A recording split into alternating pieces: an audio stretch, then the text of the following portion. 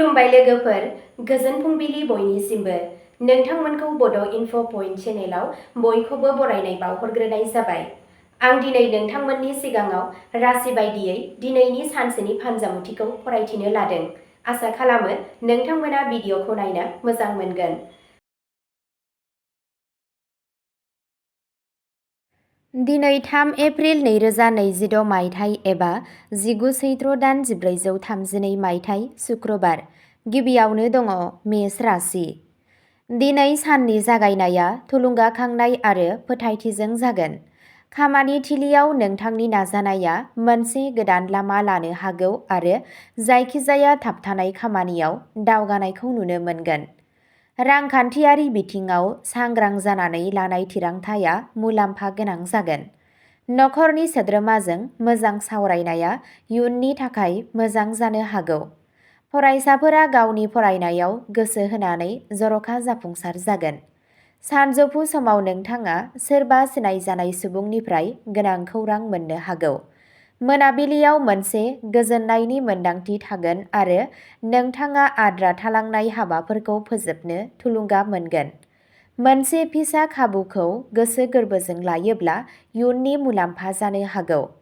नोंथांनि दिनैनि खाफालगोनां दिगा जादों सानजा, खाफालगोनां अनजिमाया जादों 6 आरो खाफालगोनां गाबा जादों सिन्दुर गाब। वृषभ राशि। दिनै धैर्य आरो प्रेक्टिकेल साननाया नोंथांनि फारसे खामानि मावगोन। लासै लासै खामानि थिलियाव थासारिया मोजां जानायखौ नुनो मोनगोन। रांखान्थियारि बिथिङाव गोनांथि गैयै खरसानिफ्राय गोजानाव थानाया मोजां जागोन। नखराव मोनसे गोजोन आबहावा थागोन आरो नोंसोर नखरारि बिबानफोरखौ गोरलैयैनो मावफुंनो हागोन। मोनसे गोजाम जेंनाखौ सुस्रांनायनि जाथावना दं। मोनाबिलियाव गोसोनि दिदोमथि थागोन। मोजां मोनग्राफोरजों रायज्लायनाया गोसोआरि गोजोन लाबोगोन। साननि जोबनायथिं फोथायथिया बांगोन आरो इयुननि थाखाय सानथांखिफोरा रोखा जानो हागौ। नोंथांनि दिनैनि खाफालगोनां दिगा जादों खोला, खाफालगोनां अनजिमाया जादों 2 आरो खाफालगोनां गाबा जादों रेजें गलाब गाब। मिथुन राशि। दिनै नोंथांनि सोदोब आरो सानस्रि मोन्नैयाबो गोहोम गोनां जागोन। खामानि थिलियाव रायज्लायनायनि गेजेरजों गोदान जाथावनाफोरा बेखेवनो हागौ। रांखान्थियारि महरै फिसा-फिसौ मुलाम्फाफोरा ज' जानानै गोजोननाय लाबोगोन। नोंथांनि बिबुंथिखौ नखराव बेसेन होनाय जागोन। लोगोफोरजों गोनां सावरायनाया गोदान थुलुंगा होगोन। फरायसाफोरा माखासे गोदान खारिथिनिफ्राय मुलाम्फा जागोन। सानजौफु समाव जायखिजाया आद्रा थानाय खामानिफोराव दावगानो हागौ। मोनाबिलिसिम आबहावाया मोजां थागोन। नोंथाङा गोसो गुदुं मोनगोन आरो मोनसे गोदान बिथांखिनि बाथ्रा सानगोन। नोंथांनि दिनैनि खाफालगोनां दिगा जादों सा-सोनाब, खाफालगोनां अनजिमाया जादों 9 आरो खाफालगोनां गाबा जादों बाथ' गोथां गाब। कर्क राशि। दिनै गोसोआरि समानथि लाखिनाया मुलाम्फा जागोन। लासै लासै खामानि थिलियाव थासारिफोरा नोंथांखौ मोजां खालामनो हमगोन। रांखान्थियारि बिथिङाव सांग्रां जानानै आवगायलांनाया मोजां जागोन। नखरनि सासे बैसोगोरानि दैदेननाया मोजां जागोन। धोरोमारि हाबाफोराव गोसो गुदुं जानाया बांनो हागौ। सानजौफु समाव मोनसे फिसा जाफुंसारनाया नोंथांनि गोसोखौ बांहोगोन। मोनाबिलिसिम गोसोआ गोजोनथाव थागोन। सोरबा मोजां मोनजाग्राजों रायज्लायनाया गोजोननाय लाबोगोन। साननि जोबथा बाहागोआ गोजोनथाव जागोन। नोंथांनि दिनैनि खाफालगोनां दिगा जादों सा-सानजा, खाफालगोनां अनजिमाया जादों 4 आरो खाफालगोनां गाबा जादों मुक्ता गुफुर गाब। सिंह राशि। दिनै नोंथांनि फोथायथिया गुबुनफोरखौ गोहोम खोख्लैगोन। खामानि थिलियाव दैदेननायनि गोहोआ नुजागोन। रांखान्थियारि बिथिङाव समानथि लाखिगोन आरो नोंथाङा मोनसे गोजाम नाजानायनिफ्राय मुलाम्फा जानो हागौ। नखराव रंजानायनि आबहावा थागोन। समाजारि थाखोआव नोंथांनि मावफारिया बांनो हागौ। मोनाबिलियाव माबा मोनसे मोजां खौरांनि थाखाय नोंथांनि थुलुंगाया बांगोन। नोंथाङा मोनसे गोदान बिबानबो मोननो हागौ, जायखौ नोंथाङा गोरलैयैनो सामलायगोन। साननि जोबनायाव गोजोननाया थागोन। नोंथांनि दिनैनि खाफालगोनां दिगा जादों सोनाब, खाफाल गोनां अनजिमाया जादों 1 आरो खाफाल गोनां गाबा जादों सनानि नारेंखमला गाब।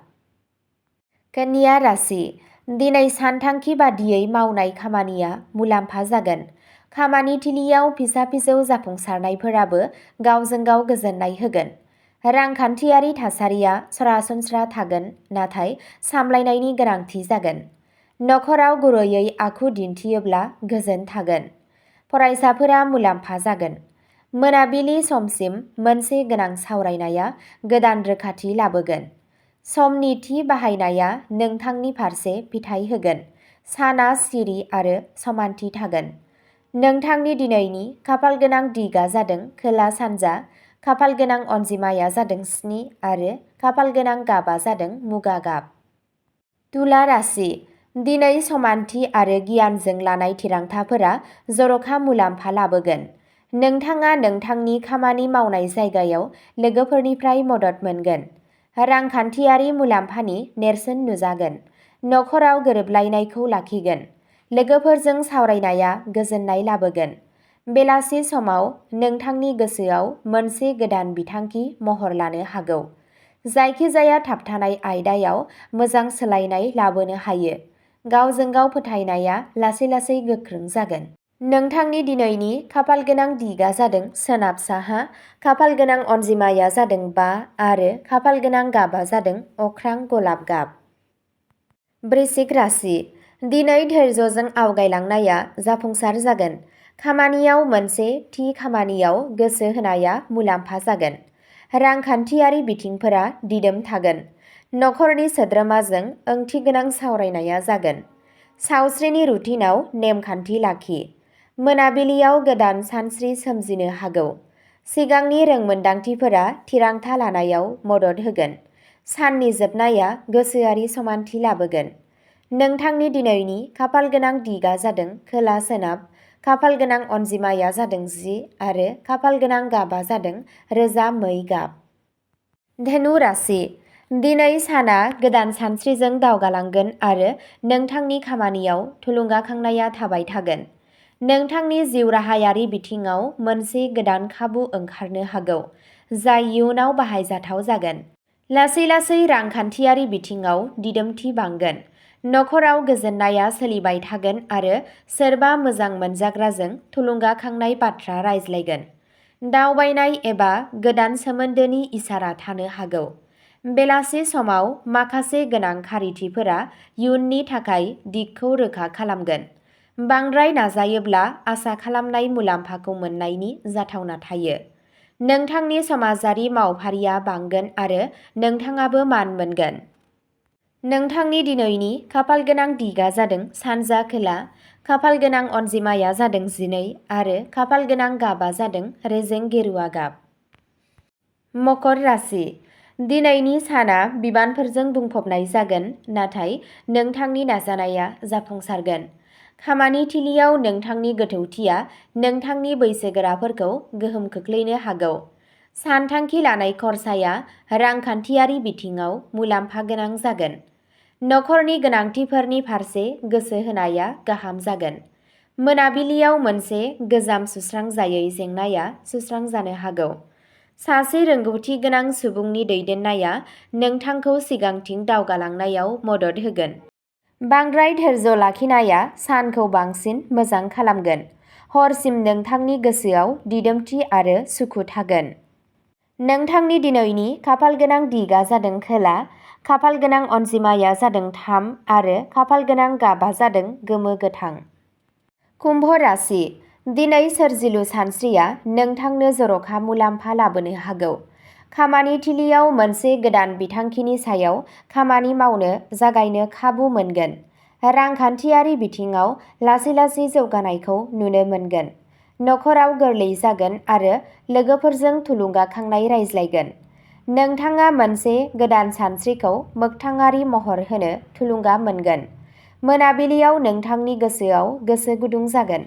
नोंथाङा मोनसे गोनांथार आयदानि सायाव रोखा थिरांथा लानो हागोन। उफेरा नाजानाया इयुनाव मुलाम्फा गोनां जागोन।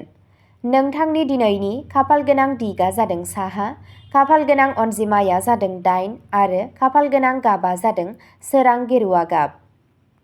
मीन राशि। दिनै गोसोआरि गोजोनजों दावगालांगोन आरो गोबां फिसा-फिसौ खामानिफोरा गोरलैयैनो फोजोबगोन। नोंथांनि गुरै आखुखौ खामानि थिलियाव बाख्नायनाय जागोन। रांखान्थियारि बिथिङाव सांग्रां जानानै आवगायलांनाया मुलाम्फा गोनां जागोन। नखराव आंगो आरो हेफाजाब मोनगोन। मोनाबिलियाव सोरबा मोजां मोनजाग्राजों मोनसे थुलुंगाखांनाय सावरायनाय जागोन। इयुननि सोमोन्दै मोनसे मोजां सानस्रि जौगागोन। मोनसे फिसा नाजानायनि गेजेरजों गोबां गोजोननाय मोनगोन। साननि जोबनाया जर'खायै गाहाम जागोन। नोंथांनि दिनैनि खाफालगोनां दिगआ जादों सा-सानजा, खाफालगोनां अनजिमाया जादों 11 आरो खाफालगोनां गाबा जादों रेजें फान्थाव गाब। अब्ला दिनैनि राशि फरायथिनाया एसेनोसै। गोजोन्थों।